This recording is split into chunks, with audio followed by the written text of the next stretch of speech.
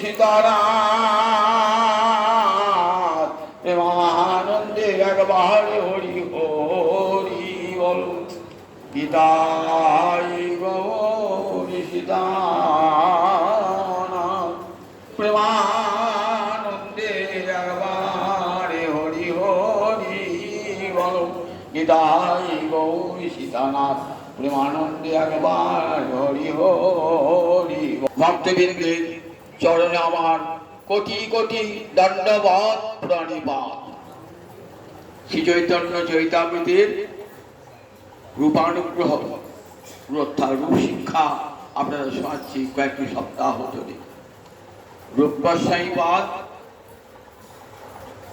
রূপমঞ্জরি, তিনি রূপ গোস্বামী রূপে এসেছেন, সাধন করছেন জগৎকে কৃষ্ণ ভজনের শিক্ষা দান করবার জন্য। শ্রীচৈতন্য মনোভীষ্টং স্থাপিতং যেন ভূতলে সো অয়ং রূপ কদামুজ্জং দদাতি সপদান্তিকং। বলছেন শ্রীচৈতন্য মনোভীষ্ট, মনোভীষ্ট মানে মনের অভিলাষ। শ্রীচৈতন্যের যা মনের অভিলাষ স্থাপিতং যেন ভূতলে, যিনি পৃথিবীতে সেটা স্থাপন করেছিলেন। সো অয়ং রূপ, সেই রূপ কদামুজ্জ কবে আমাকে দদাতি সপদান্তিকং, নিজের চরণের কাছে আমাকে নিয়ে যাবেন। যারা মঞ্জরি পথে ভজনা করেন, রাগমার্গে গোবিন্দ ভজনা করেন, তারা সবাই রূপ গোস্বামীর চরণ ভজনা করেন। রূপ গোস্বামীর সমস্ত মঞ্জরি গণের অধ্যক্ষা। মঞ্জরি মানে কৃষ্ণের রাধারানীর সখী হয়েও সেবা পড়া দাসী, সখী হয়েও সেবা পড়া দাসী। এই মঞ্জরি ভাবের সাধনায় দান করবার জন্য আমার মহাপ্রভুর আবির্ভাব। শুধু নাম প্রেম দিতে আসেন নাই, সবচেয়ে উত্তম সাধনা সেটি আমার মহাপ্রভুর দান। তাই অনর্পিত চরিঙ্গি চিরাট, তার বিদগ্ধ মদন নাটকেই বলেছেন অনর্পিত। অনর্পিত মানে ন কেনাপি অর্পিত পূর্বং। মহাপ্রভু আগমনের পূর্বে কেউ কোনোদিন যা দেন নাই। যদি প্রশ্ন করা হচ্ছে কেন আমরা শ্রীমদ্ ভাগবতে ভগবানের কপিল অবতারের কথা শুনি, কপিল দেব নিজ জননীকে ভক্তির কথা বলেছেন, তাহলে চৈতন্যের আগেই তো তিনি দিয়েছেন, তাহলে অনর্পিত চরিকে বলা হবে কেন? বললেন যে ভক্তি দান করেছেন কপিল, সে ভক্তিটা বৈধী ভক্তি। ভক্তির দুটো ভাগ, সাধন ভক্তির দুটো ভাগ, একটা ভাগের নাম বৈধী ভক্তি। বৈধী ভক্তি মানে বিধি মার্গের যে ভক্তি, শাস্ত্রের অনুশাসন মেনে ভগবানকে যে ভক্তি করা হয় তাকে বলা হয় বিধি ভক্তি। শাস্ত্রের শাসন কেমন? চারি বর্ণাশ্রমী যদি কৃষ্ণ নাহি ভজে, চারি বর্ণাশ্রমী যদি কৃষ্ণ নাহি ভজে, স্বধর্ম করিলেও সে রৌরবে পরিমজে। চারি বর্ণ ব্রাহ্মণ ক্ষত্রিয় বৈশ্য শূদ্র, চারি আশ্রম ব্রহ্মচর্য গার্হস্থ্য বানপ্রস্থ সন্ন্যাস, এই চার বর্ণের এবং চার আশ্রমের লোক যদি বলেন আমরা আপন আপন বর্ণ ধর্ম আশ্রম ধর্ম পালন করছি, আমাদের আর অন্য কোন ধর্ম পালনের দরকার নাই। তাই বলছে কবিরাজ গোস্বামীপাদ চারি বর্ণাশ্রমী যদি কৃষ্ণ নাহি ভজে। বর্ণাশ্রম ধর্মের আসল উদ্দেশ্য হল জীবকে কৃষ্ণ ভজন করানো, যার জন্য তার প্রাথমিক ভিত্তি বর্ণ ধর্ম আশ্রম ধর্ম, যেটি করতে করতে জীব কৃষ্ণ ভজন করবে, কৃষ্ণ ভজনের পথে আসবে। যদি কৃষ্ণ ভজন না করে বললেন তাহলে তার বর্ণ ধর্ম আশ্রম ধর্মটা ব্যর্থ হয়ে যাবে এবং সেই রৌরব নরকগামী হবে।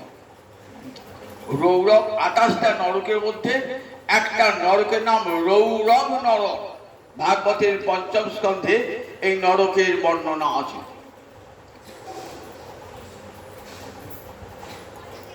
এই শাস্ত্রের অনুশাসন মেনে যে কৃষ্ণ ভক্তি, সেই ভক্তির নাম বৈধী ভক্তি। এই ভক্তিতে কি পাওয়া যায়? মুক্তি পাওয়া যায়। কৃষ্ণ প্রেম লাভ হয় না, কৃষ্ণ সেবাও লাভ হয় না। এই বৈধী ভক্তিতে কি লাভ হয়? চতুর্বিধ মুক্তি পাইয়া বৈকুণ্ঠেতে যায়। 4 প্রকার মুক্তি। মুক্তি তো 5 প্রকার আছে, 4 প্রকার বলছেন কেন?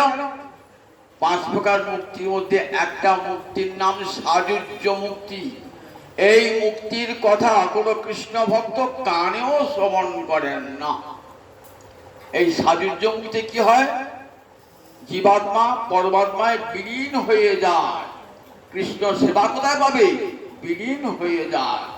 যে জন্য এই সাযুজ্য মুক্তি কখনো কোনো বৈষ্ণব, কোনো কৃষ্ণ ভক্ত কখনো চান না। সাযুজ্য মুক্তি, সাযুজ্য শুনিতে হয় ঘৃণা ভয়, নরক বাঞ্ছয়ে তবু সাযুজ্য না লয়।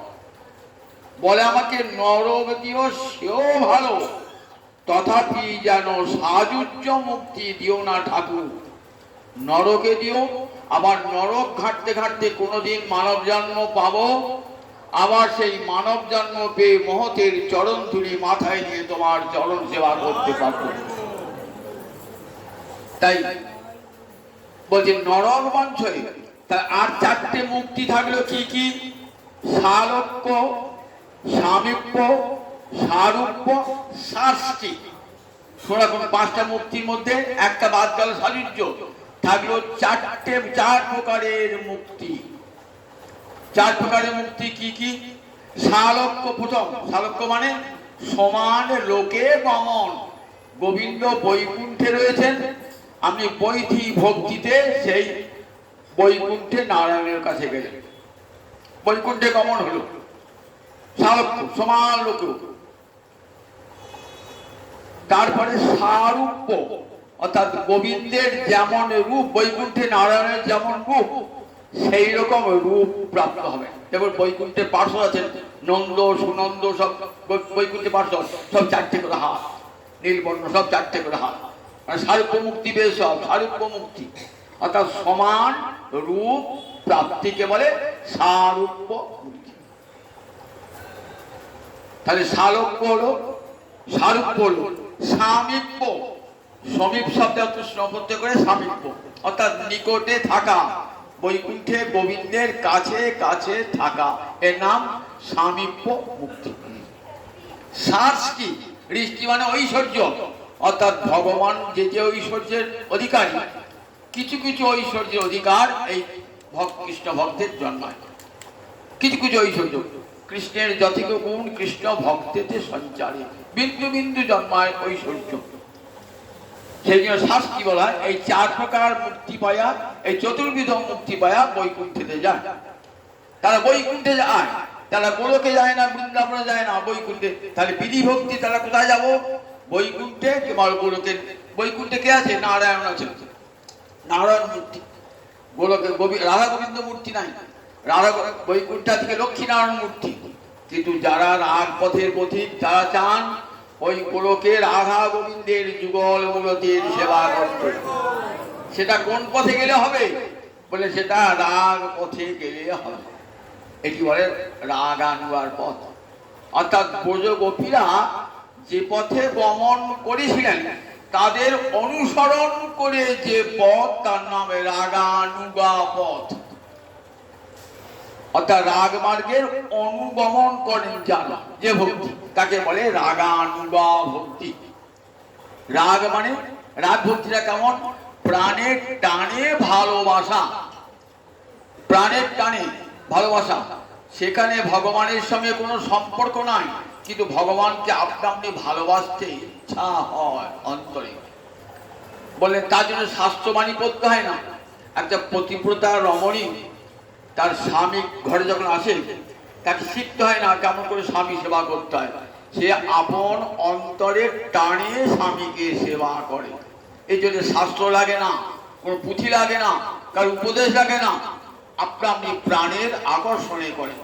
এই যে প্রাণের আকর্ষণে গোবিন্দ সেবা, ভালোবেসে যে গোবিন্দ সেবা, তারই নামে রাগ মার্গের ভজন। রাগ মার্গের ভজন, ব্রজগোপীরা যে পথে গমন করেছেন সেই পথে গমন। দেখুন এটা এত উঁচুতে আমরা শ্রীমদ ভাগবতে দেখতে পাই। উদ্ধব বলছেন, হে গোপীগণ, তোমরা ভবত্ব লোক পূজিতা, তোমরা জগতে লোক পূজিতা হবে। তোমরা যে চরম ধর্মের নিদর্শন জগৎকে দান করে গেলে, তার জন্য তোমার জগৎ গুরু জগৎ বন্দনীয় হয়ে রইলে। তোমরা কোন পথে গোবিন্দ ভজন করলে জীবনের শ্রেষ্ঠ প্রাপ্তি ঘটে, সেটা তোমরা দেখালে। মহাপ্রভু আমার সেই ভাবকান্তি নিয়ে এলেন, সেই রাধানী ভাবকান্তি অঙ্গীকার করে জগৎকে শেখালেন যে দেখো কেমন করে রাগ মার্গে কৃষ্ণ ভজন করতে হয়। যদি আমার মহাপ্রভু আসতেন, আমরা বৃন্দাবনে ঢুকতেই পারতাম না, ব্রজগোপীর সান্নিধ্য লাভ করতে পারতাম না। দেখুন, তাই বাসুদেব ভজ একটি পদে বলে, যদি গৌরাঙ্গ না আসতাম কি হতো?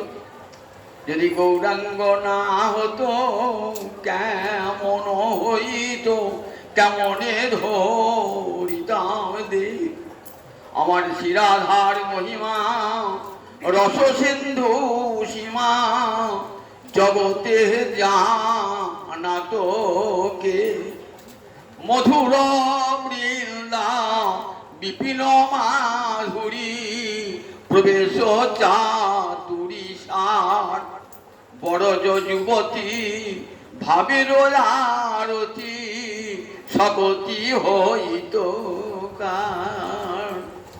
এই যে বৃন্দাবনে প্রবেশ অধিকার কে দিয়েছেন? আমার মহাপ্রভু গৌরনাথ ঠাকুর। রাধারানী কি বস্তু দেখেছেন?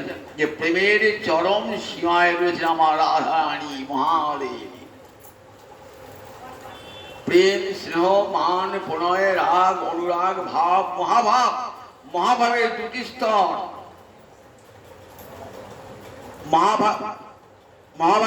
মহাভাবের দুটি স্তর, আবার তার উপরে আছে মাদন আর মদন। এই মাদনাক্ষ মহাভাবের দুটি স্তর, রূঢ় অধীর। অধীর ভাবে আমার দুটো স্তর, মাদন এবং মদন। এই মাদন স্তরে মাদনাক্ষ মহাভাবতী রাধারানী, যার সমস্ত কিছুই কৃষ্ণের জন্য। যা কৃষ্ণের যতেক বাঞ্ছা রাধাতেই রহে, সমস্ত কৃষ্ণ বাঞ্ছা পুত্রীরূপী করে আরাধনে। অতএব রাধিকা নাম পুরাণে বাখানে, কৃষ্ণ বাঞ্ছা পুত্রী তার জীবনে একমাত্র কাজ। তিনি নিষ্কিঞ্চন, নিজের বলতে কিছুই রাখেন নাই, সর্বস্ব গোবিন্দ চরণে অর্পণ করেছেন রাধারানী। তাই একেবারে প্রেমের উত্তুঙ্গ স্তরে রাধারানী।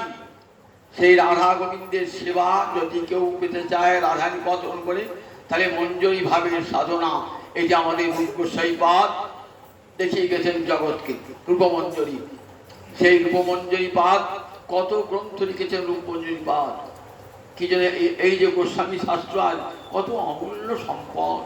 কিভাবে রাগ পথে গমন করতে হবে, কিভাবে রাগের পথে, যা সর্বোত্তম সাধনা।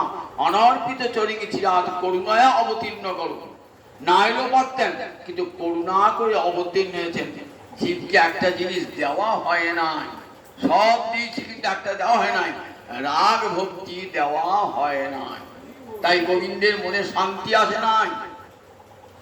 তাই ভগবান কি করলেন? করুণায় অবতীর্ণ, করুণা করে কলির যুগে আবির্ভূত হলেন। কোন যুগটা দেখুন, অতি নিকৃষ্ট যুগ, যে যুগের মানুষের কোনো সাধন নাই, ভজন নাই।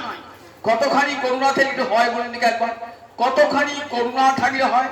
সত্য যুগের মানুষ, ত্রেতা যুগের মানুষ, দাপরের মানুষ, তাদের সাধন ভজন ছিল। কলিযুগের মানুষের কোনো সাধন নাই, ভজন নাই। তাদেরকে কৃপা করবার জন্য আমার এখানে তো করুণা বোঝা যাবে। করুণা তো এইখানে বোঝা যাবে, যদি দিন অতিহীন তাকে যদি কৃপা করেন, তাহলে বোঝা যাবে আপনি করুণার অবতার। কলিযুগের মানুষ অতি হীন অতি নিকৃষ্ট মানুষ, তাকে কৃপা করবার জন্য আমার মহাপ্রভু জগৎকে দিলেন এবং দিলেনকে সর্বশ্রেষ্ঠ দান, সর্বশ্রেষ্ঠ দান দান করলেন। বিদগ্ধ মাধব নাটকের মঙ্গলাচরণে লিখছেন সর্বশ্রেষ্ঠ দান করেছেন। কি সর্বশ্রেষ্ঠ দান করেছেন বলেন? সমর্পয়িতুম উন্নত উজ্জ্বল রসায়ন।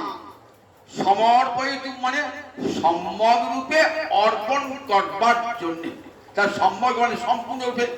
যখন কৃষ্ণ রূপে এসেছিলেন তখন সম্যক রূপে দান হয় নাই, তাকে আবার গৌরাঙ্গ হয়ে আসতে হলো। এই অবতারিক হবে সম্যক রূপে অর্পণ হবে।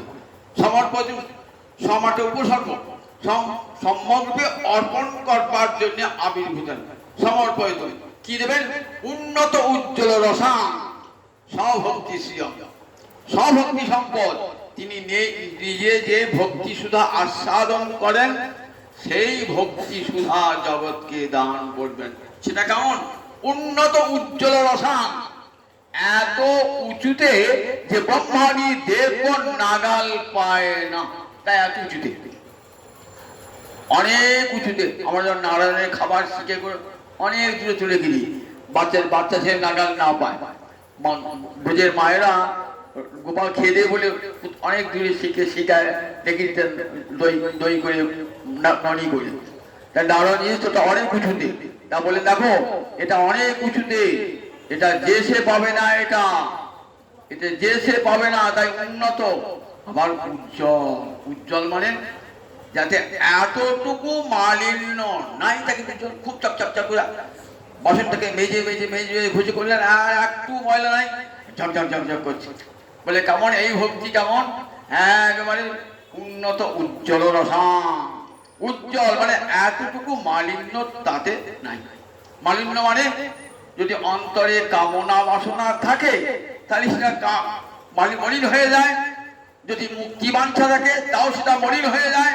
কিন্তু গোপীদের নিজ সুখ দুঃখ কামনা নাই, সব কৃষ্ণের জন্য, সব কৃষ্ণের জন্য। নিজের সুখ নিজের কল্যাণ চান না। আমাকে দুঃখ দিয়ে তোমার যদি আনন্দ হয় গোবিন্দ, তাহলে সেই দুঃখ আমার সুখ বর্জ্য। জগতে কোন রমণী বলতে পারে বলুন দেখি? জগতে কোন রমণী একথা বলতে পারে জগতে? গোবিন্দ আমাকে দুঃখ দিয়ে তোমার যদি আনন্দ হয়, আমি সেই আনন্দকেই বরণ করে নেব। উদ্ধব যখন ফিরে যাবেন বৃন্দাবনে না, তখন আমার হৃদয় তো কঠিন, গোবিন্দের হৃদয় বড় কোমল। যদি আমার দুঃখের কথা শোনেন তাহলে তিনি আর প্রাণ রাখতে পারবেন না। দেখুন, কৃষ্ণের মঙ্গল কামনায় নিজের দুঃখ ব্যথা গোপন করে রেখে দিয়েছে, যাতে গোবিন্দ টের না পায়, গোবিন্দ কষ্ট না পায়। গোবিন্দ কষ্ট পাবেন এটা এটা বলবে কেমন করে? ধীরে ধীরে বলবে, একটু একটু করে বলে, একবারে বলবে না, তার নরম চিত্ত বড় ব্যথিত হবে। তাই দেখুন ব্রজগোপীর কেমন কৃষ্ণ ভালোবাসা। ব্রজগোপীরা যখন কৃষ্ণের ওই দেখবেন বেণুগীতা আছে, বেণুগীতে গোপীরা ব্রজগোপী যখন কৃষ্ণ গোচারণ করে আসতেন না, তখন গোচারণ করতে যেতেন না, তখন ব্রজগোপীরা বলছে দেখো গো, তোমার চরণ এত সুকোমল চরণ যা আমরা বক্ষে রাখতে ভয় করি, যে আমাদের বক্ষটা কঠিন, তোমার চরণটা এত সুকোমল, মনে হয় তুমি কষ্ট পাও নয় আমাদের বক্ষে চরণ রেখে। তাহলে ওই চরণ তুমি নিয়ে তুমি কেমন করে ঘুরে ঘুরে বেড়াচ্ছ, বৃন্দাবনে গোচারণ করে বেড়াচ্ছ। বৃন্দাবনের মাটি, সেখানে কত শিলাঙ্কুর রয়েছে, কত কাঁটা রয়েছে, তোমার পায়ে বিঁধবে, কঙ্কর বিদ্ধ হবে। আমরা এখান থেকে ব্রজগোপীরা অন্তরে সেই দুঃখ অনুভব করছে। আর বলছে না না, তুই যখন ঘুরছো মনে হয় ধরি বৃন্দাবন কি করছে, বৃন্দাবনের মাটি কোথায় নরম হয়ে গেছে, তোমাকে তুমি চলবে বলে বৃন্দাবনের মাটি, বৃন্দাবন তো তোমার সেবা করবার জন্য এসেছে, তাই বৃন্দাবনের মাটি যেন নরম হয়ে গেছে গোবিন্দ চলবেন বলে। তাহলে কতখানি বেণুগীত তার লাগছে রাধা গোবিন্দের সুখচিন্তা, কতখানি গোবিন্দের সুখচিন্তা তাদের অন্তরে। সেই গোবিন্দ, সেই গোপীগণের ভালোবাসা বলছেন, যা ব্রজবধূ বর্গেন কল্পিতা, ইয়া ব্রজবধূ বর্গেন কল্পিতা, যা ব্রজবধূগণ দিয়ে গেছেন জগৎকে, যে রাজমার্গের পথ, সেই পথ দিয়ে গেলেন আমার মহাপ্রভু। সমর্পয়িত উন্নত, এর উপরে আর সাধনা হয় না। আমার মহাপ্রভু যে সর্বোত্তম সাধনা বলেন, সমর্পয়িত উন্নত উজ্জ্বল রসাং স্বভক্তি শ্রিয়ম। সেই নিজে যে ভক্তি সম্পদ আস্বাদন করেন, সেই ভক্তি সম্পদ জগৎকে দান করে গেলেন। ব্রজগোপীর যে ভালোবাসা, তার যে কৃষ্ণ নাম, সেই কৃষ্ণ নামের মধ্যে কি আছে না, রাধা রানীর হৃদয়ের প্রেম ভালোবাসা আছে। রাধারানীর প্রেম এত উঁচুতে, আপনার তো জগন্নাথের কথা শুনছেন তো কিছু নেই। রাধারানীর প্রেম কেমন দেখুন। রাধারানীর প্রেমে মহাপুরুষ সন্ন্যাস গ্রহণ করে কোথায় গেছে? পুরীধামে গেছে। কেন বৃন্দাবনের আগে পুরীধামে গেলেন কেন? রাধারানী গোবিন্দ গৌহরি যেমন রাধারানীর প্রেম দিয়ে, রাধা প্রেমে গড়া তনু ধুলায় পড়ে পথে, রাধারানীর প্রেম দিয়ে গড়া আমার গৌরাঙ্গ তনু, রাধারানীর প্রেম দিয়ে গড়া। আর জগন্নাথের মূর্তিও রাধারানীর প্রেমেতে গড়া, দ্রবীভূত হয়ে গেছে। কিরকম? বর্জের লীলা কথা তো তারকার 16,108 মহিষী জানেন না? চন্দাবলী সেবা করেন, রুক্মিণী সেবা করেন, কিন্তু গোবিন্দের যেন তাতে মনে আনন্দ আসে না। রাত্রে ঘুমে ঘুরে রাধে রাধে বলে শয্যা পাতবেন, রাধারানী শয্যা পাত্র। রাধারানীকে আমি তো রুক্মিণী, আমি তো সত্যভামা। তখন সঙ্গে সঙ্গে গোত্রস্খলন হতো। তখন একদিন মনে যাচ্ছে রাধারানীকে, রাধা নাম করেন কৃষ্ণ কেন? আমরা এত সেবা করি, তথাপি তো গোবিন্দের মনে তৃপ্তি আনতে পারছি না। তাহলে এই রাধারানীটা কে?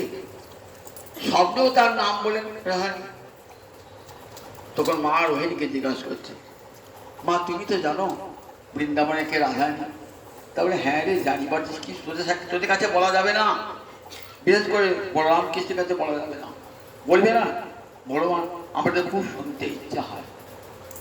মা রোহিণী বলেন, দেখ বলতে যে আরম্ভ করবো না, কৃষ্ণ বলরাম চলে আসবে, তখন আমি আর বলতে পারবো না। বললে, মা তুমি নিশ্চিত থাকো, যাতে কৃষ্ণ বলরাম আসতে না পারে, তাদের অনুপস্থিতির সুযোগে তুমি আমাদেরকে বলবে। বলে বেশ। বলে আজকে তো যারা সুধর্মা রাজ্য সভায় গিয়েছেন তারা কৃষ্ণ বলরাম, মা আজ নির্জন আজ আছেন কৃষ্ণ বলরাম নাই, তুমি আজ আমাদেরকে বিশাল হল ঘরে বলো, আমরা সবাই বসবো, 16,108 মহিষী বসবো। দরজায় কে থাকবে? সুভদ্রা বলছে, কোনো চিন্তা নাই, দরজায় আমি থাকবো, দরজায় আমি থাকবো। তাই দরজায় পাহারা থাকলো সুভদ্রা। আর মা রোহিণী একা একে গোবিন্দের বাল্যলীলা হতে হতে হতে হতে হতে হতে রাসলীলা বলতে আরম্ভ করেছেন। যেই রাসলীলা বলতে আরম্ভ করেছেন না, তখনই দেখুন যেই গোবিন্দ কেমন, গোবিন্দের শরীর কেমন হচ্ছে, গোবিন্দ আর থাকতে পারছেন না, গোবিন্দ অন্তর অনুভব করছেন, তখন ছুটে আসছেন কৃষ্ণ আর বলরাম, ছুটতে ছুটতে এসেছেন। সুভদ্রা তো কেমন শুনছেন, একবারে সুভদ্রা শুনছেন, একবারে নিস্তব্ধ হয়ে শুনছেন। সুভদ্রা শুনতে শুনতে তন্ময় হয়ে গেছে। সুভদ্রাকে রাখা হয়েছে যাতে কৃষ্ণ বলরাম আসতে না পারে, কিন্তু সুভদ্রা শুনতে শুনতে এমন তন্ময় হয়ে গেছেন না, খেয়াল নাই যে বলরাম কৃষ্ণ আসছে, খেয়াল নাই। এদিকে কৃষ্ণ বলরাম এসে কি করেছেন, সুভদ্রার এক পাশে কৃষ্ণ, এক পাশে বলরাম শুনছেন। মা রোহিণী বলে চলেছেন, মা রোহিণী ধারণা সুভদ্রা তো দাঁড়িয়ে আছে, তাহলে কৃষ্ণ বলরাম শুনতে হবে না, কিন্তু মা বলিয়ে চলেছে, মা বলিয়ে চলেছেন, বলিয়ে চলেছেন। সঙ্গে সঙ্গে কেমন বিকার দেখুন, আমার গোবিন্দ কেমন হয়ে গেলেন দেখুন, একবার খর্বাকৃতি হয়ে গেলেন, একবার জগন্নাথ হয়ে গেলেন, চোখ দুটি বড় বড়, হাত ঢুকে গেল, চরণ ঢুকে গেল। সুভদ্রাও তাই, বলরামও তাই। কেউ খেয়াল করেন না ঠিক। দেবর্ষি নারদ ঠিক সেই সুযোগে চলে এসেছেন। দেবর্ষি নারদকে দেখে তাড়াতাড়ি কৃষ্ণ বলরাম সুভদ্রা আবার নিজে রূপ ধারণ করছেন। ঠাকুর দেখে ফেলেছি ঠাকুর, আর লুকোতে পারবেন না, দেখে ফেলেছি। কি দেখলে? প্রভু তোমার অনেক রূপ দেখেছি, মৎস্য কুর্ম বরাহ নৃসিংহ রূপ দেখেছি, তোমার এই বামন রূপ তো কোনোদিন দেখি নাই। এই হস্তপদে ঢুকে যাও বড় বড় গৌর মূর্তি দেখি নাই, এই মূর্তি দেখি নাই তো। বললে দেবর্ষি নারদ ঠিকই দেখেছ, আমি কলিযুগে মহাসমুদ্রের তীরে উৎকল প্রদেশে আমি এই মূর্তিতেই আবির্ভূত হব, আবির্ভূত হব। সেই মূর্তিতেই আবির্ভূত হলেন জগন্নাথ। কোথায়? পুরুষোত্তম ধামে। ধামটির নামও পুরুষোত্তম ধাম, কলির মহাতীর্থ। কলির মহাতীর্থ পুরুষোত্তম ধাম, শ্রীক্ষেত্র। শ্রী মানে লক্ষ্মী, লক্ষ্মী দেবীর ক্ষেত্র শ্রীক্ষেত্র। নৃসিংহ ক্ষেত্র, নৃসিংহদেব প্রথম আবির্ভূত হয়েছিলেন যখন ব্রহ্মা জগন্নাথকে প্রতিষ্ঠা করেন। জগন্নাথকে প্রতিষ্ঠা, দারুব্রহ্মকে প্রতিষ্ঠা করার জন্য কে আসেন? ব্রহ্মলোক থেকে ব্রহ্মা নেমে এলেন। ইন্দ্রদুম্ন রাজা চলে গেলেন ব্রহ্মলোকে। বললেন ব্রহ্মাকে, জোড়হাত করে বলছেন, ওই দারুব্রহ্মের মূর্তি আপনাকে প্রতিষ্ঠা করতে হবে, প্রাণ প্রতিষ্ঠা করতে হবে। ব্রহ্মা বললেন ঠিক আছে, বিশাল যজ্ঞ লাগাও। অশ্বমেধ যজ্ঞ শুরু হলো। অশ্বমেধ ব্রহ্মা এসেছেন প্রাণ প্রতিষ্ঠা করবার জন্য। যজ্ঞ শুরু হয়েছে। যজ্ঞ ক্ষেত্র থেকে বিশাল নৃসিংহ মূর্তি, মাথায় অনন্তনাগ ফণা ধারণ করেছেন, কোলে লক্ষ্মী। এই মূর্তি দর্শন করে ব্রহ্মা সঙ্গে সঙ্গে মূর্ছিত ছিলেন। তখন আবার শান্ত নারায়ণ মূর্তি ধারণ করলেন।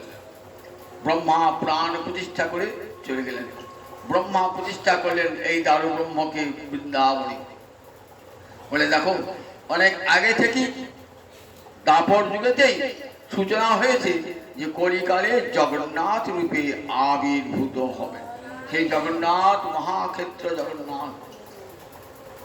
জগন্নাথের তিনটি মূর্তি আমরা দেখি। রাজাকে বললেন, রাজা ইন্দ্রদুম্ন রাজাকে, সমুদ্রে ভাসতে ভাসতে কাঠ আসবে একটা, দেখবে কাঠে কি থাকবে? শঙ্খ চক্র গদা চিহ্ন থাকবে। সেই কাঠ নিয়ে এসে, স্বপ্নে বলছেন, সেই কাঠ নিয়ে এসে তুমি কি করবে?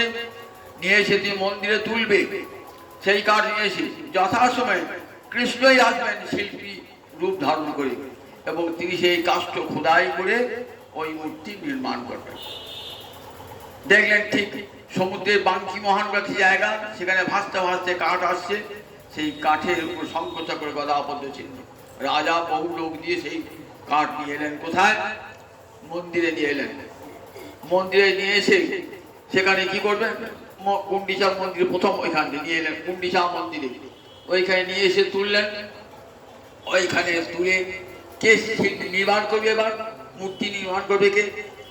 মূর্তি নির্মাণ করবার লোক খুঁজে পাচ্ছেন অনেক। বৃদ্ধ সূত্রধর এলেন। কৃষ্ণ এসেছেন বৃদ্ধ সূত্রধর রূপে এলেন। এসে বলেন, আমি মূর্তি নির্মাণ করব, আমাকে 21 দিন সময় দেবে।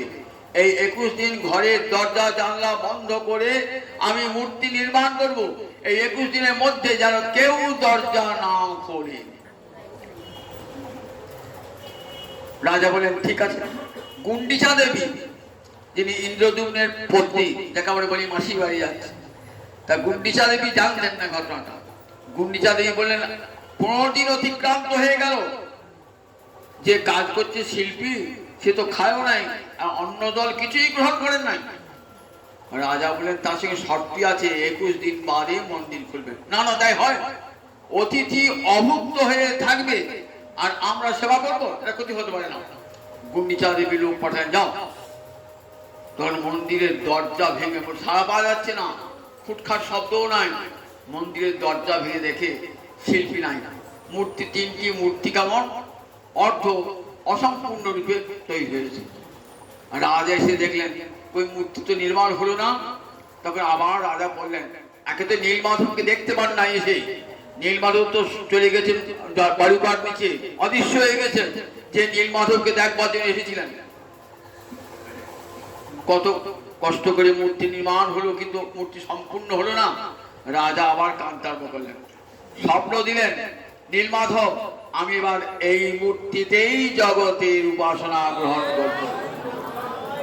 রাজা তুমি দুঃখ করো না, আমারই ইচ্ছায় গুন্ডিচা দেবী মন্দির খুলেছেন, এবং আমার এই অসম্পূর্ণ মূর্তি এবার এই কলিযুগের আরাধ্য দেবতা হবে। তাই কলিযুগের আরাধ্য দেবতা হলেন বলেন ওই তিন মূর্তি অসম্পূর্ণ নয়। এই আগে থেকে আমরা দেখি দ্বারকা লীলায় বা গোবিন্দ এই মূর্তি, এই গোবিন্দ এই মূর্তি গোবিন্দ দেখিয়েছিলেন নারদকে করুণা করবার জন্য এই মূর্তিটাই পুরী ধামে তিনি প্রতিষ্ঠিত হলেন। তাই আজ কলিযুগের মহাকীর্তি বেদে উল্লেখ আছে এই পুরী ধামে জগন্নাথ আসবেন দারুব্রহ্ম রূপে, ঋগ্বেদে উল্লেখ আছে। কাজে কোনো কারো কল্পনা নয়, সাক্ষাৎ ঋষিরা দর্শন করেছেন কলিযুগে দারুব্রহ্ম রূপে মহাসমুদ্রের তীরে উৎকলে ভগবান শ্রীহরি দারুব্রহ্ম রূপে জগন্নাথ মূর্তিতে আবির্ভূত হবেন। জগতের নাথ তিনি জগন্নাথ মূর্তিতে আবির্ভূত হবেন, কলিযুগের এক মহাতীর্থ। এইখানে আমার মহাপ্রভু থাকতেন, সেখানে সমস্ত গৌরীকরেরা যেতেন। কত বছর ছিলেন সেখানে মহাপ্রভু? 24 বছর ছিলেন। 24 বছর সন্ন্যাস, 24 বছর গারস্থাশ্রমে, 24 বছর সন্ন্যাসী। তারপরে 6টি বছর ঘুরেছেন কোথায় না, কখনো বাংলাদেশ, কখনো বৃন্দাবন, কখনো কাশী, কখনো দক্ষিণ, ঘুরে শেষ 18টি বছর রয়েছেন কোথায়? রাধাকান্ত মঠ এখন যাকে বলে গৌরগম্ভীরা মন্দির, সেই গৌরগম্ভীরা মন্দিরে মহাপ্রভু থাকতেন। দিবারাত্র নয়ন জলে ভাসতেন। রাধানী যেমন কৃষ্ণ বিরহে কাঁদতেন, ঠিক তেমনি করে আমার গৌরাঙ্গ হরি কাঁদতেন। ওই রাধাকান্ত বলে গৌরগম্ভীরা মন্দিরে নয়ন জলে বুক ভাসিয়ে কাঁদতেন। অপূর্ব লীলা দিব্যন্মা দিয়া গৌর হরি নয় পাষাণ বলে যায় আমার গৌর হরির এই গম্ভীরা লীলা শ্রবণ করলে পারি। রাধারঞ্জনী বিশাল নগ্রধ পরিমণ্ডল তনু, বিশাল তনু কেমন হয়েছে, কেঁদে কেঁদে কেঁদে কেঁদে হাড় কঙ্কাল বেরিয়ে গেছে। ভক্তরা দেখতে পারে না মহাপ্রভুর এই জীর্ণ শীর্ণ দেহ, শুয়ে থাকেন মাটিতে। দেখুন আমাদের আরাধ্য দেবতা শুয়ে আছেন কোথায়? মাটিতে শুয়ে আছেন, মাটিতে শুয়ে আছেন, খাটে নয়, পালঙ্কে নয়, গদির উপরে নয়, শুয়ে আছেন। চেয়েছিলেন সর্বদামোদর জগদানন্দ, চেয়েছিলেন যে মহাপ্রভুকে একটা তুষক করে সেখানে শোয়ানো হোক। ধুনিগান নিয়ে গেলেন, এই নবদ্বীপ থেকে নিয়ে গেলেন মহাপ্রভুকে শোয়াবার জন্য। মহাপ্রভু ভারী হলো, সন্ন্যাসী এইবার একটা নিয়ে এসো, এইবার একটা খাট নিয়ে এসো, পালঙ্ক নিয়ে এসো, এবার আমার পদসেবা করবার জন্য লোক নিয়ে এসো, 2-4টে চাকর বাকর রাখো, লোকে ভালো সন্ন্যাসী বলবে আমাকে। গ্রহণ করলেন না। জগদানন্দ তো সত্য হওয়া খুব রাগ হয়ে গেল, অভিমান হয়ে গেল জগদানন্দের। নবদ্বীপ থেকে নিয়ে গেছেন সুন্দর তেল মহাপ্রভু মাথায় মাখাবার জন্য। মহাপ্রভু যে সুন্দর তেল নিয়ে এসছো, মহাপ্রভু কি করলে সেই সুন্দর তেল নিয়ে বললেন না না দাও, জগন্নাথের তেল আর্য হবে, প্রদীপে দাও না। জগদানন্দ সঙ্গে সঙ্গে একবারে তেলের ভার ছুঁড়ে ফেলে দিয়ে 3 দিন ধরে দরজা বন্ধ। 3 দিন এত অভিমান, সত্য মামা তো তাই বড় অভিমান। 3 দিন ধরে, 3 দিন পর মহাপ্রভু জগদানন্দ আমার যে ক্ষুধা পেয়েছে রান্না করবে না, আর থাকতে পারেন? জগদানন্দ ঘুরে এনে এসে রান্না করলেন। কত করে কাছে বসিয়ে জগদানন্দকে খাওয়ালেন। আবার তুলিকাণ্ড নিয়ে এসছেন যে গৌরকে সব আমার প্রাণীর ঠাকুরকে শোয়াবো, কিছুতেই দেবেন না। তখন সর্বলগ্নের প্রভু ভক্তের মনে ব্যথা দিচ্ছে, এত করে তুমি শুয়ে থাকো এমনি করে, তোমার হাড়গুলা বেরিয়ে গেছে, মাটিতে শুয়ে থেকে দিন রাত্রি কাঁদছে প্রভু, আমার চোখে দেখতে পাচ্ছি না। তখন কি করলেন? বললেন প্রভু একটা বাস, তোমাকে তুলিকাণ্ড, তোমাকে লিপ্ত সুখে শুতে হবে না, তোমার এই বহির্বাস দাও, তোমার ওই বহির্বাসের মধ্যে কলার বাসনা সরু সরু করে চিড়ে আমরা তৈরি করে দেবো, তার উপর তুমি শোবে, তার তো আপত্তি নেই। তখন মহাপ্রভু ভক্তের অনুরোধে ওই কলার বাসনা চিড়ে ওই বহির্বাসের মধ্যে একটা সামান্য কাঁথার মতো করে দিলেন, সেইখানে মহাপ্রভু শুয়ে থাকতেন। আজও সেই কাঁথা বিদ্যমান, দেখতে হবে মহাপ্রভু শুয়ে থাকতেন। দেখুন কেমন করে রাধা প্রেমে বিভোর হয়ে আমার মহাপ্রভু হয়েছেন। কি জন্যে? জগতের কল্যাণ সাধন করবার দিলেন। এমন বসেন যা উন্নত উজ্জ্বল সাং স্বভক্তি শ্রিয়ম, যা এত উন্নত রস এবং উজ্জ্বল রস, যেখানে এতটুকু বিন্দুমাত্র কামনা বাসনা মুক্তি বাঞ্ছা পর্যন্ত নাই, সব কিছু কৃষ্ণের জন্য। গোপীরা যেমন করে সর্বস্ব গোবিন্দ চরণে অর্পণ করেছিল, সেই গোপী প্রেম জগৎকে দান করবার জন্য আমার মহাপ্রভুর আগমন। মহাপ্রভু আগমন জগৎকে জানালেন। দেখেন, দেখো রাধা রানী আজ প্রেমের কত বড় শেষ সীমায় রাধা রানী পৌঁছেছেন। একটা রূপ গোস্বামী বিদগ্ধ মাধব থেকে একটা ছোট্ট কাহিনী শোনায়। বিদগ্ধ মাধব নাটক 7 অঙ্কে লেখা। বিদগ্ধ মাধব নাটক, বিদগ্ধ মানে জ্ঞানের আলোকে যিনি বিশেষ রূপে দগ্ধ তাকে বলে বিদগ্ধ। এখানে প্রেমের আলোকে যিনি বিশেষ রূপে দগ্ধ তাকে বলে বিদগ্ধ। মাধব আমার প্রেমের খেলায় সুনিপুণ, ধীর ললিত নায়ক, সর্বোত্তম প্রেমের খেলা তিনি জানেন। তাই নাটকটির নাম হলো বিদগ্ধ মাধব নাটক। প্রথম অঙ্কের নাম বেণুনাথ বিলাস। নাটকের অঙ্ক থাকে তো 7টা অঙ্ক নাটকের। যেমন কাব্যের অধ্যায় থাকে, স্বর্গ থাকে, নাটক যারা পড়েছেন তারা জানেন অঙ্ক থাকে। নাটকে ভাগ করে কি বলে? অঙ্ক বলে। 7 অঙ্কের নাটক। প্রথম অঙ্কে আছে বেণুনাথ। গোবিন্দের বেণুধ্বনির শ্রবণে কেমন একবারে তুম্বুরু পর্যন্ত স্বর্গে মোহিত হয়ে যাচ্ছেন।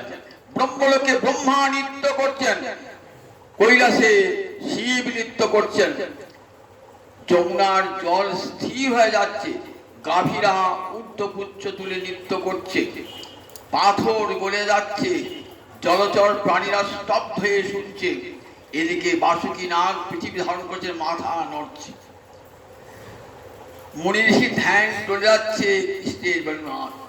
সেই বেণুধ্বনি শুনেছেন রাধারানী। তার পূর্বে কি শুনেছেন? তার পূর্বে শুনেছেন কৃষ্ণ নাম শুনেছেন। কৃষ্ণ নাম শুনেছেন। নাম শুনে রাধারানী পাগলিনী। আচ্ছা, জগতে কেউ দেখেছেন এমন পূর্বাগ? নাম শুনে, শ্যাম নাম শুনে শ্যামকে পাবার জন্য আকুলতা জগতে কেউ শুনেছেন কোনদিন? এমন করে প্রেম ভালোবাসা জগতে হয়েছে? জগতে কোন রমণী কোন পুরুষটাকে চিনলেন না, কিছু না, তার নাম শুনে তার পাগলিনী হন? রাধারানী সই কেবা শুনাইল শ্যাম নাম, কানের ভিতর দিয়া মরমে পশিল, আকুল করিল মোর প্রাণ। বলছেন বিশাখা, জানিস বিশাখা? বিশাখা বিদগ্ধ নাটকে জানি বিশাখা, আমি প্রথমে শুনলাম বেণুনাথ, প্রথমে শুনলাম কৃষ্ণ নাম, তারপরই একজন বংশীধ্বনি শুনছি।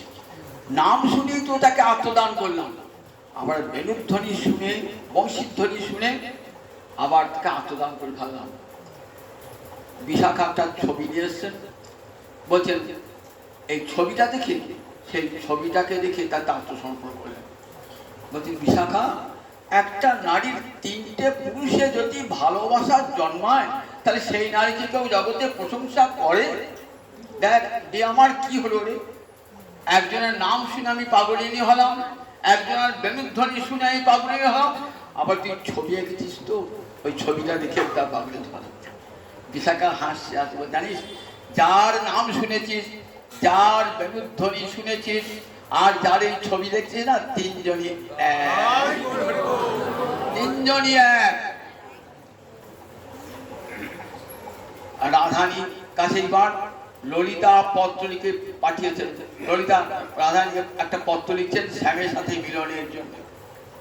সব করছেন পূর্ণমাসী যোগমায়া। রাধা গোবিন্দের মিলনের সহায়িকা হলেন পূর্ণমাসী যোগমায়া। সেই জন্য তিনি এসেছেন যোগমায়া পূর্ণমাসী। কে বলুন দেখি? ওই শান্তিপুরী মুনির মা। আর শান্তিপুরী মুনির ছেলের নাম কি? মধুমঙ্গল। মেয়ের নাম নান্দিমুখী। তারও এসেছেন সব ব্রজলীলার সহায়ক রূপে এসেছেন। একটা পত্র লিখেছেন, পত্র লিখে কৃষ্ণের কাছে পাঠালেন। পত্রকে নিয়ে গেল ললিতার বিশাখা, পত্র নিয়ে গেল। সেই সঙ্গে একটা রাধানী গাঁথা মালাও নিয়ে গেল। গোবিন্দ গোচারণ করতে করতে রাধানীর কথাই মনে মনে ভাবছেন, কিন্তু এমন সময় ললিতা বিশাখা গিয়েছে, দেখছেন সখা মধুমঙ্গল একটা গলায় মালা দিয়েছে, গলায় মালা দিয়েছেন। তো তখন ললিতাকে এক রাধানী গাঁথা মালাটা দিয়ে দিলেন। রাধানী গাঁথা, না দেখো আমি অন্য কোনো রমণীর গাঁথা মালা পড়ি না, দেখো আমি অন্য কোনো রমণীর গাঁথা মালা পড়ি না, তোমার মালিক মালা ফিরে নিয়ে যাও বলে কি করলেন, ওই মধুমঙ্গলের মালাটি রেখে দিলেন, আর ললিতা মধুমঙ্গল রাধানী মালাটা রেখে দিলেন, আর মধুমঙ্গলের মালাটি হাতে তুলে দিলেন ললিতাকে। বিশাখা ফিরে যাচ্ছে, চিঠিও গ্রহণ করলেন না, বললেন না আমাকে আমাকে চিঠি লিখবে না, চিঠি গ্রহণ করলেন না। প্রত্যাখ্যাত হয়ে আসছেন বিশাখা ললিতা। দূর থেকে রাধানী দেখেছেন বিশাখা কেমন মলিন বেশে আসছে, আবার ললিতাও কোন ভেবেছেন তাহলে নিশ্চয়ই কৃষ্ণ আমার চিঠিতে কোনো উত্তর দানও করেন নাই, আমার তো উদাসীনও দেখিয়েছে। রাধানী অন্তরটা খুব ব্যথা। বিশাখাকে দেখি বুঝতে পেরেছেন। বিশাখাকে দেখে বলতে, এক বিশাখা, যার জন্য ঘর সংসার ছাড়লাম, যার জন্য এত লোকের নিন্দা শুনতে হয়, আর সেই কৃষ্ণ যদি আমাকে পরিত্যাগ করেন তাহলে এই জীবনে কি কাজ? আমার এই জীবনে কাজ নেই। দেখ আমি মনে মনে ভাবছেন আমি প্রাণ পরিত্যাগ করব। প্রাণ করে পরিত্যাগ করবি, প্রাণ করে পরিত্যাগ করবি, আপনি শুধু প্রাণটা, কারণ দেখ কৃষ্ণ না যিনি এমন আমার চিঠি প্রত্যাখ্যান করেছেন, আমার মালা ফিরিয়ে দিয়েছেন, সুতরাং সেই কৃষ্ণ যদি আমি নাই পাই আমার জীবন পরিত্যাগ করব। বলছেন না বিশাখাকে প্রাণ পরিত্যাগ করবেন, বলছে চল বিশাখা আজকে কালীদহে ঘুরে যাবো, যেখানে দ্বাদশ আদিত্য টিলা আছে। কালীদহে প্রথম ভালোবাসা, সাপের উপর যখন নৃত্য করছেন না তখনই প্রথম ভালোবাসা। এই রাধানী সপ্তসখী গিয়ে কদম্ব তলে দাঁড়িয়েছেন, এই যে প্রথম পূর্বরাস সূচনা হয়। বলে কোথায়, অন্য কোথাও যাবেন না, চল আমরা কালিন্দী ঘুরে যাবো সেই দ্বাদশ আদিত্য টিলা। দ্বাদশ আদিত্য মানে 12টা সূর্য একসঙ্গে উঠেছিল। কেন উঠেছিল? জলে অনেকক্ষণ কৃষ্ণ ছিলেন তো অঙ্গটা শীতল হয়ে গেছিল, তাই গোবিন্দকে তাপ দেবার জন্য একসঙ্গে 12টা সূর্যের উদয় হয়েছিল। আজও বৃন্দাবনে সেই দ্বাদশ আদিত্য টিলা রয়েছে, ওইখানে জবা ফুল পাওয়া যায়, ওই যে আমরা সূর্য পূজা করবো। বিশাখা বলছে বেশ, তোর যদি মনটা ভালোই থাকে তো আমরা সূর্য পূজা করবো।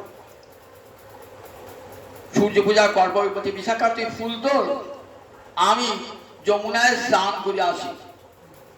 যমুনায় স্নান করবেন না, যমুনার জলে প্রাণ বিসর্জন করবেন, যমুনার জলে প্রাণ বিসর্জন করবেন।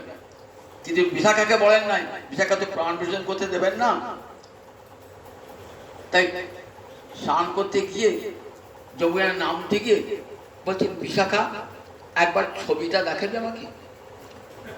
বিশাখা বলছে আচ্ছা ছবিকে আমি সঙ্গে সঙ্গে ঘুরে বেড়াচ্ছি, ছবিকে সঙ্গে সঙ্গে ঘুরে বেড়াচ্ছি, ছবিটাকে দেখালাম আর ছবি দেখে তুই কাঁদবি, ছবি আমাকে নাই, ছবি নাই। তাহলে এক কাজ করি, ওই ছবিটা ধ্যান করি, আমি প্রান্ত বিসর্জন করবো মনে ভাবছেন, তা একবার গোবিন্দ রূপ ধ্যান করি। এদিকে গোবিন্দ এসেছেন, রাধানীর পত্র প্রত্যাখ্যান করেছেন তো গোবিন্দ অন্তরে ব্যথা, দুজনেই যুদ্ধ ভালোবাসেন। যখন রাধানীর প্রেম পরীক্ষা করবার জন্য ওই পত্র ফেরত দিয়েছে, ইচ্ছা করে নয়, কিন্তু যে রাধানীর প্রেম কত অনুরাগ সেটা জানবার জন্য বলে মধুমঙ্গল কেন তখন তুই করলে কেন, তখন তুই বলেছিলাম কারণ রাধানীর পত্র তুই প্রত্যাখ্যান করলে কেন। রাধানী মনে হয় প্রাণ রাখবে না রে মধুমঙ্গল, তাহলে চল কোথায় যাবো। ওরা এসেছেন কোথায়, সেই দ্বাদশ আদিত্য টিলায়, এখানে অনেক জবা ফুল ফোটে। একটা পত্র লিখবো, বললাম আমি দিয়ে আসবো। কি করে পত্র লিখবো? ওই জবা ফুলের রস দিয়ে গিরিমল্লিকার পত্রে রেখো রাধানীকে।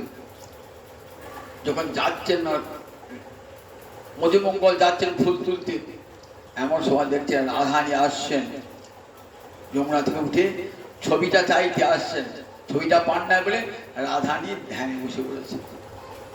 রাধা ধ্যানে বসেছেন তো, আর গোবিন্দকে দেখে না রাধা তো প্রাণ বিসর্জন দেয় নাই। চল চল মধুভঙ্গ। ধীরে ধীরে ধীরে ধীরে রাধারের নয়ন সম্মুখে যে চক্ষু মুদ্রিত করে আছে, আর নয়ন সম্মুখে দাঁড়িয়েছেন গোবিন্দ অপরূপ রূপ ধারণ করে, একেবারে মদনমোহন মূর্তি দাঁড়িয়েছেন। অনেকক্ষণ পর বিশাখা দেখছে, বিশাখা তুই যার ধ্যান করছিস একবার চোখ খুলে দেখ, সেই ধ্যানের মূর্তি আছে তোর নয়নের সামনে, দেখ ধ্যানের ফল দেখ। তোকে দেখছেন ধ্যানের ফল গোবিন্দ সম্মুখে, রাধা নিয়ে আনন্দে সীমানায়। এরপরে নিয়ে গিয়ে কি করবেন, এরপরে বিশাখা ললিতা নিয়ে গিয়ে রাধা গোবিন্দে কুঞ্জে মিলন করাবেন। এই বিরোধ দমন মাধব নাটকের তৃতীয় অঙ্কে এই বর্ণনা আছে যে এখানে রাধানী এর নাম মনমথলেশ। এই অঙ্কে নাটকের নাম হচ্ছে মনমথলেশ। এখানে প্রেম লেগেছে উভয় মনমথ মানে যা মনকে মথিত করে, অর্থাৎ প্রেম মনকে মথিত করে। এই মনমথ গোবিন্দের অন্তরে অনুরাগ জন্মেছে, আবার রাধারই অন্তরে অনুরাগ জন্মেছে। এইবার সখীদের কাজ হলে কি না, রাধা গোবিন্দের মিলন ঘটানো, সংকেত কুঞ্জে গিয়ে রাধা গোবিন্দের মিলন ঘটিয়ে দিয়ে তাদের বাঞ্ছা পূর্ণ করবেন। জয় নিতাই জয় নিতাই রাধা বৃন্দাবন।